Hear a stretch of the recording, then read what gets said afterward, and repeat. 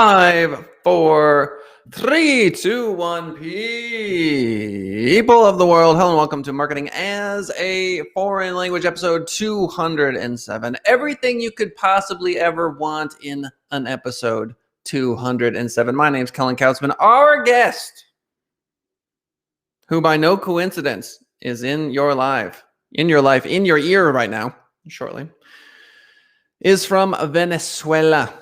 Okay. Yeah, that Venezuela. And she, at one point in her life, found herself in an airport terminal in that very nation between the international and national airports. And she was with her mom. She was a young woman, all of 100 pounds. And there was this dude. That was preventing her from getting through one of the gates. And the reason why is her and her mom had kind of split up. She was going to do luggage. It was a whole thing. Anyway, didn't have her passport with her. And she was trying to get through the gate. She's like, look, that's my mom. Let me through. And this dude's like 18. She's like 17, something like that. And he just wouldn't do it. Wouldn't let her through. He's like, no. And so she starts to elevate her voice. She starts to get a little bit crankier. And this dude's just like, no, I'm not doing it. Back and forth and back and forth and back. And it's just this machista sort of vibe of like, nah, exerting control over this girl, just stupid at the end of the day.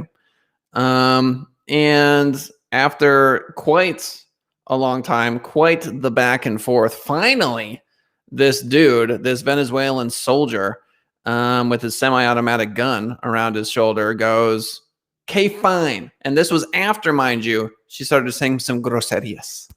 She started saying some things that I will not repeat here, right? She was saying some stuff that's a little funky fresh. Anyway, so this dude finally lets her through, but the crowd had gathered. It was like a whole thing, right? So our guest today is the author of a book that is sitting on my nightstand. She is an incredible soul. She's going to teach us all sorts of things about all sorts of stuff. Ladies and gentlemen, the one, the only Santa Carolina de Venezuela, Aponte. What an introduction. You think you know stuff. You don't know anything. No. Not you. I'm talking to the guests. They don't know squat. They need to learn from Carolina. So, all right. We're going to get your life story. But before we do, I want folks to know that you're an accountant, that you're the best that ever was, that you are an author. What else should they know about you before we dive deep into your psychology? Oh, my goodness. I'm a public speaker. I'm an author. I am a fractional CFO and a mother of 2 beautiful teenagers who drive me crazy. Well, there you go. I think that's the gist of it. There it is. So Carolina is from Venezuela. She moved to the States the first time at 13, was it? 13 to 16. And then she came back when she was 20 years old. Let's quickly talk about Venezuelan politics. Let's quickly go there. Just get it off the table. And then we're going to go back to, the Venezuela of your childhood. When I was in Venezuela, Chavez was the president, and many people hated him a lot. I don't know if I'm going to get in trouble for talking like this on a show. There's a lot of people that are unhappy. Do you still have family in Venezuela? I do, very little. Most of my family were fortunate enough to be able to leave the country while Chavez was in power. And we sort of could see what was coming. And so everybody just took off. Right. The Venezuelan diaspora is something that I don't think a lot of gringuitos understand. A lot of Americans, I don't think they get it. They're like, yeah, Venezuela is like, it's problematic. It is problematic is a huge understatement. Mm-hmm. There are wells in Venezuela that pump water. This is a friend of mine who's telling me this. And when the electricity goes out, like the apagón, right, where there's just a huge electrical turn off of the entire country, rolling blackouts for weeks, people don't have water, right? It's extremely sad. A country that was gifted geographically with many natural resources, and yet people have no electricity and no water. And it may sound like, oh, that only happens, in some weird country. No, it's happened in a place that was rich in oil, and very wealthy. Yeah, I mean, Venezuela was often lifted up as being like the gold standard of South America, and it's just incredibly sad, the stories of people that I've been told that there are folks that will wait in line for days to get gas, which is still basically free. It's my understanding. Yeah. And then they'll sell that gas. But imagine waiting in line for days just to like make ends meet, to get the food you need to feed your family. I mean, it is so bad. And it's really depressing is just the truth of the matter. So if you want to help, why don't you look into some Venezuelan charities, folks? You know what I mean? If you seriously want to make an impact, if you can reach out to someone who lives in Venezuela, one of the things you can do is help them pay for their way out of the country. So a lot of the folks in Venezuela are unable to scrounge up enough. I mean, like the Bolivar is basically useless at this point. So there's like a black market of cash, of like American dollars and that sort of stuff. But basically, if you're getting paid in bolivares, like good luck, like getting $500 to like get out of the country. Yeah, it's not worth anything, and it changes every day, because the government controls the currency, and so what today, for $1 you could get, I don't know, a million bolivares, and tomorrow you'll need 2 million bolivares for the same dollar. So it's just an insane kind of weird situation with the currency, and that's why it's so hard for people to get enough cash to leave. Yeah. So like $500-600. I mean, I know that sounds like a pretty, not to mention like actually getting it to that person. It's hard. It's tough. I mean, I had a friend, Lady, who lives in Venezuela and ended up giving her $500, and she lives in Ecuador now. I mean, they will take that money and use it to get the heck out of Venezuela, if they can. But you have to understand, Venezuela is a gorgeous country. I mean, it is beautiful. And like some of the areas like Merida up in the mountains are perfect. The weather's perfect. It's like 60 degrees, 70 degrees all the time. It's like San Diego. You go down to the valley, it's hot, like 80, 85, 90 sort of thing. But man, Venezuela is a gorgeous country, and it's just sad that the world can't enjoy it. And it's even sadder that there are so many folks that are suffering. But anyway, we had to mention that, had to get that off the table. But let's go back into the Venezuela of old, right? So where were you born? What did your parents do? Sure. So I was actually born in Caracas, the capital. And when I was about 6 months old, there was the famous 1967 earthquake in Caracas. And buildings crumbled. It was truly a disaster, a natural disaster in the capital. And because of that situation, my parents at the time decided they didn't want to live there anymore. They were scared, and they chose to move to Margarita Island, La Isla de Margarita. And so that's where I grew up, and that's why I say I'm Margariteña, because my early years were spent in the island. And I grew up, attending an old girls' school.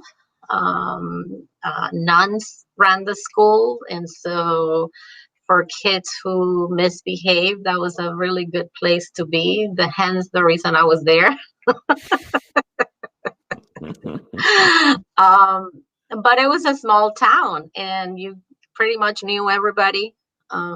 You would go out on the street to play, and people would go by and say, "Hey, I'm gonna tell your mom what you're doing," because that kind of small town vibe is where when I was a child. So how many people are on the island of Margarita?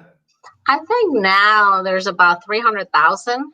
But when I was a child, which is many, many moons ago, there was a lot less population. And so you kept sort of to an area of the island. and you knew people, and it was easy, to get places. There was not that much going on. But the one thing that was happening is that it became a free port.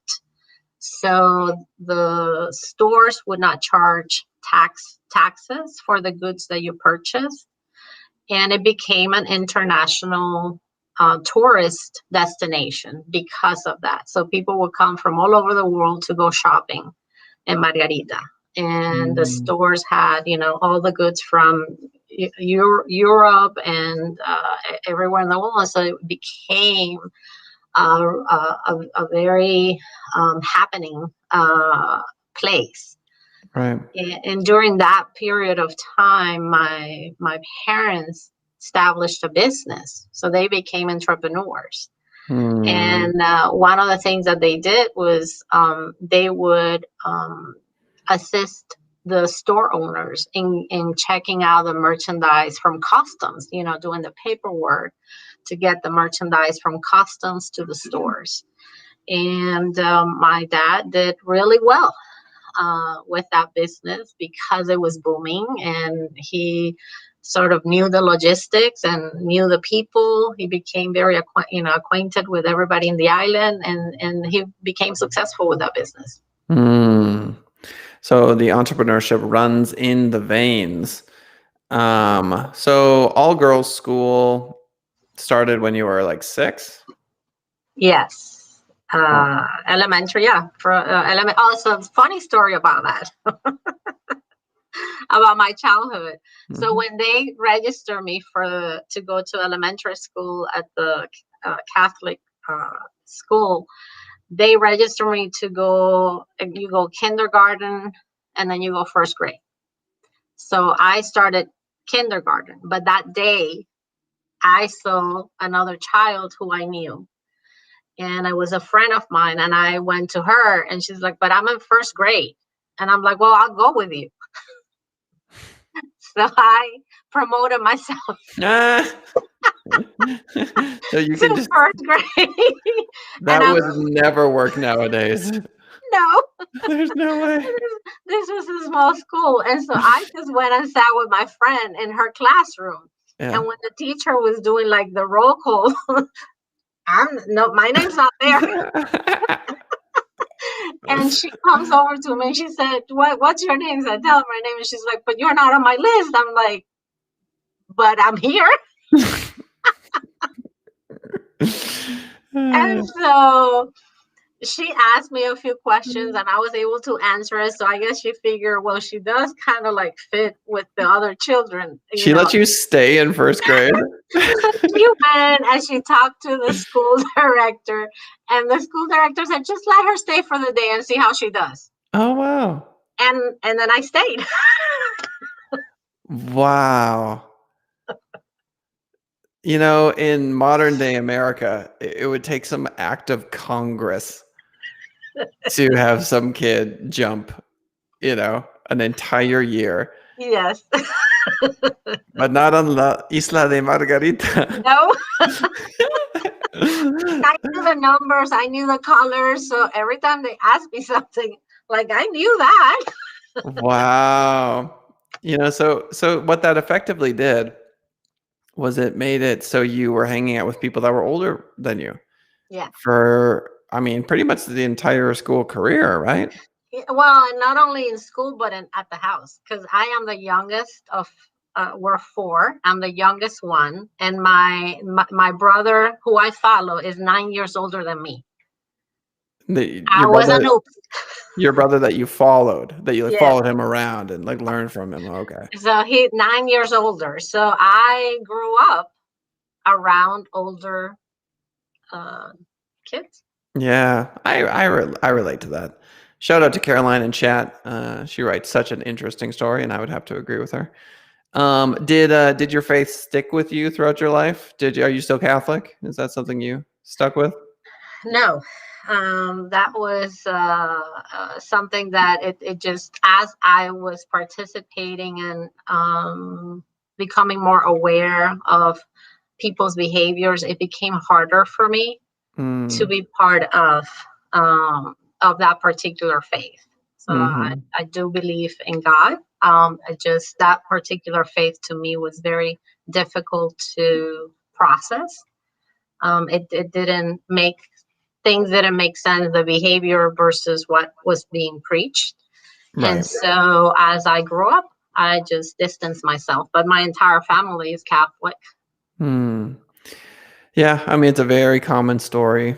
And part of the entrepreneurial journey is understanding what makes someone tick, why it is that. So, I mean, not everyone writes a book. Not everyone leaves their country of origin, and moves. And a lot of these things that we experience in our life have a profound impact, which is why I mentioned faith, because for a lot of folks, it's a big deal. I mean, should say lack of faith, but however you choose to go about it is a huge piece of the puzzle of that human being. So raised Catholic, doing that whole song and dance, all girls school. Were you an extrovert, an introvert? What kind of kiddo were you? Definitely an extrovert. So I mentioned that my parents had their business, right? So they had an office, and when they would pick me up from school in the afternoons, early afternoon, they would take me to the office until somebody else picked me up and took me home. And while I was in their office, the phone would ring, and I would answer it. And I was 7 years old, 8 years old, and I would answer the phone. I would say, Ser Mamar, buenos días, ¿cómo te puedo ayudar? I would do the whole spiel. Just answer clients' calls, and everybody thought it was so cute. It is so cute. That's so I would cute. write down the messages, and my dad used to like crack up about it, but then he would be like concerned that I would say something that was inappropriate. Yeah. But everybody enjoyed it, and so I fed off of that. Right. Because people, would react that way. I was like, oh, so this is cool. My daughter is exactly like that. I mean, she can get away with anything because of how cute she is. She's just, it's just adorable. If she were to pick up the phone and do that, same thing. So I'm reminded she got purple highlights in her hair. Oh, and she's just like, you know what? So to her, it's like something a teenager does. And everywhere she goes, she's like, I wonder if they saw my highlights. She's like, did you notice my highlights? That's adorable. She loves them. So cute. God, I love that girl. So yeah, I'm just reminded of my daughter when I think about you at that age. And it's such an incredible age.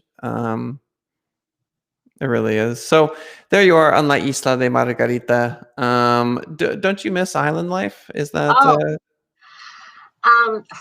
sometimes I really do, especially the food, the laid back, sort of the no rush, kind of a lifestyle. And then I'm reminded of the heat. And as I get older, heat is my enemy. And then I get over it. So, where are you now? I forget. So I am in right outside of Charlotte, North Carolina. Okay. So it can get hot in North Carolina in the summer. Yeah, it can get hot, but we still have quite a number of months where it's really cool and nice. Yeah. And so to me, that's a fair balance. For the heat is just something I have a hard time now with. Yeah, I've never experienced oppressive island heat. No, that's not true. I've experienced it, but not for months and years, and just dragging on. That's sort of like, oh, again. I have my Spanish teacher. I speak really good Spanish, but you have to practice, right? So I have a tutor. We have an hour conversation every week on Mondays.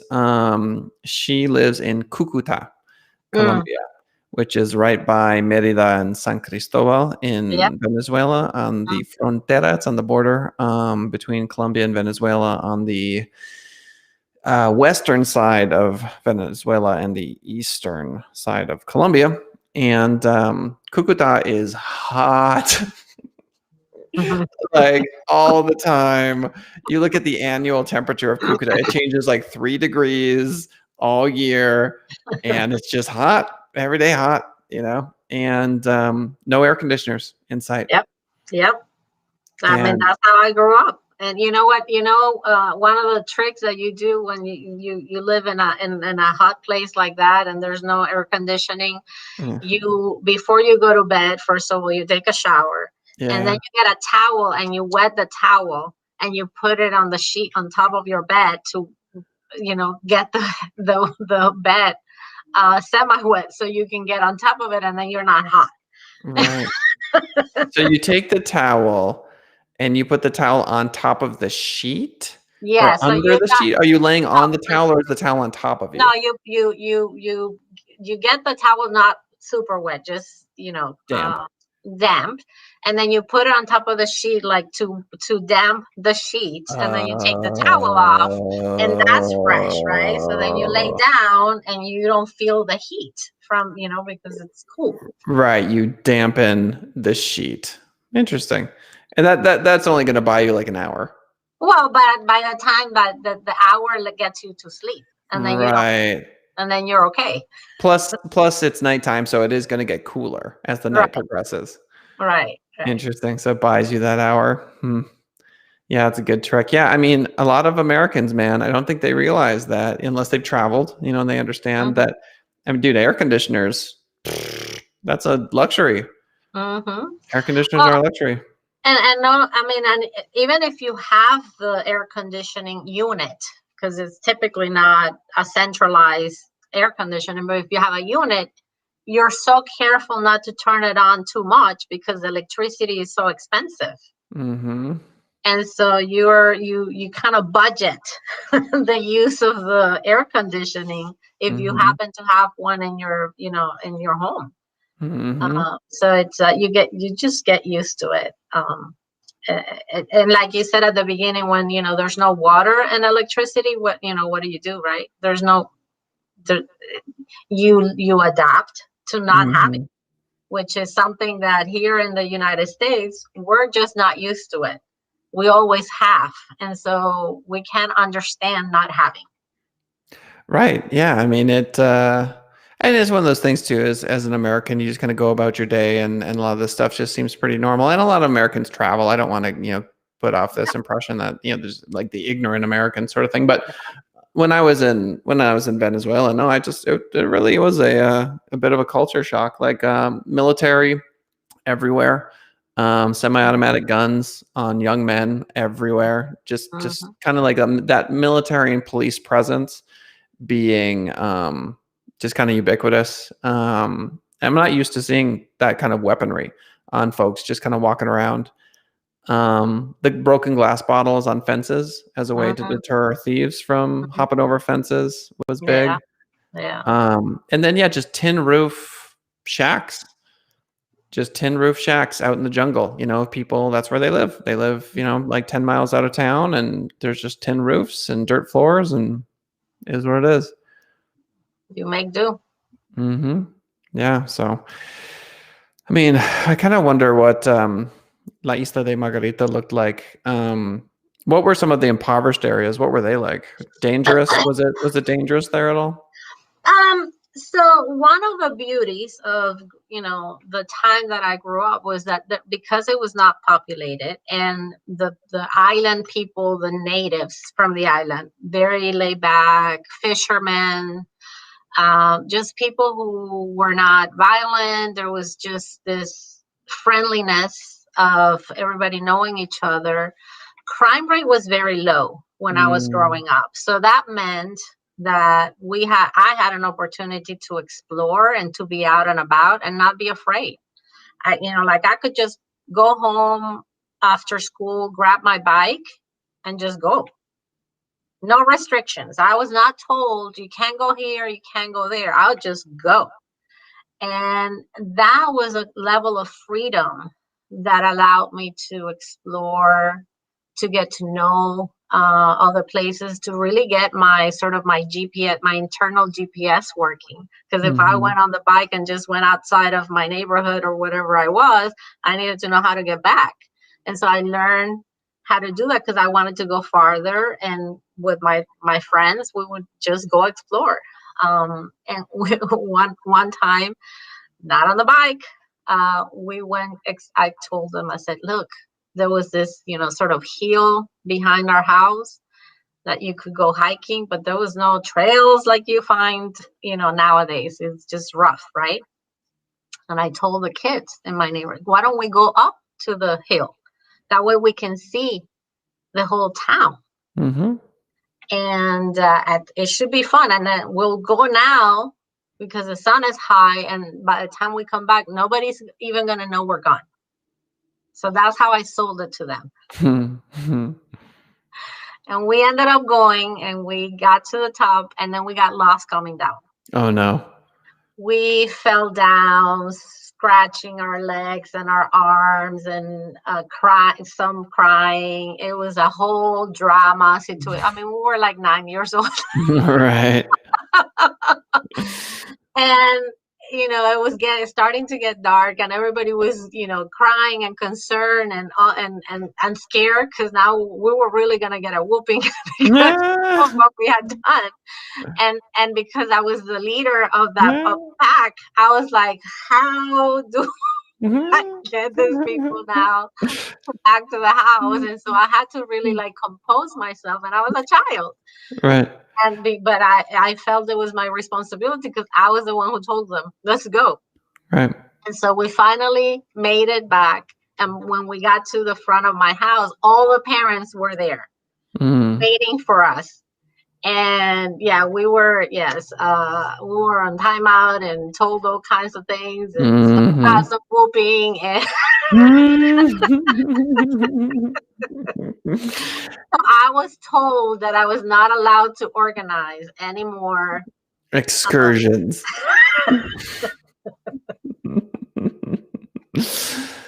Yeah. I was just the other day, my kids were at a friend's house and I was dropping off a scooter and they kicked the ball into the street. One of the girls just runs, beelines right into the street, just grabs the ball. I'm like, okay, stop. Come here. Don't do that. What are you doing? You know what I mean? Like, oh, well, just the ball and then she didn't mean to kick it out. I'm like, do not run into the street after a ball. Do you understand me? Like, I mean, the ball was the number one priority. And these people in this neighborhood, nobody cares. They're not like looking out for some kid that's just going to dart out completely perpendicular to the road. I'm just like, come on. And then my daughter's like, she says, what'd she say? She's like, Dad, sometimes you can be annoying. Like too safe. And I'm like, you're going to live. All right. And this is the primary objective, is you not dying on my watch. Do you understand me? Oh. Yeah. So that was the level of freedom I had in the island. So that's, that what was so cool about growing up there, that I could do those things. And the worst that could happen was that I was told not to do it again. Yeah. Yep. So 10:58, we got a couple minutes left on the show before we're going to wrap things up. I want to give you a chance to pitch your book and tell folks about what you do. So why don't you dive into that? Absolutely. Well, I'll go ahead and show my little book over here, Pave Your Own Way, 13 Skills to Create Your Professional Success. I share my journey as an immigrant to the United States from a 20-year-old woman without a high school degree to becoming a professional accountant and business owner and now a book author. So all things are possible. And there's a way, there's not a specific way to do it, but there are things that you should learn to do so that you can achieve your goals. And that was my intention with the book. It was to provide some guidance and some ideas of how you already have those innate skills in you. How do you identify them and enhance them so that you can achieve your goals? That's right. It's easy to buy the book. I have a copy of the book. Couldn't be easier. Just swing on by Amazon, maybe. Is there a Yep. website that you want them to go to, or does Amazon work? Well, so if you go to Amazon, it is both on Kindle and on paperback. And if you want a signed copy of the book, it's on my webpage, which is my name, carolinaponte.com. And those books get signed. It could not be easier. Carolina, that's Carolina, Aponte, Aponte.com, which is swing on by. Get yourself a copy of a signed book. You know you want to. Ladies and gentlemen, that is Marketing as a Foreign Language for this episode 207. Shout out to the amazing Carolina. Why don't you join us for the live show? Leave a chat in the chat box on YouTube. YouTube.com/SendIt where you do that. You can also listen to us after the fact on YouTube, iTunes, Spotify, the Send It Rising business page, among many other locations. Carolina, do you want to do the last word? Well, first of all, thank you for the invitation. This is fun. And I hope that those little bits of stories help other people identify in themselves their leadership skills and their marketing skills, because that's how I got here. Yes, ma'am. All right. Ladies and gentlemen, thanks so much for swinging on by, and we will see you next time. Bye for now.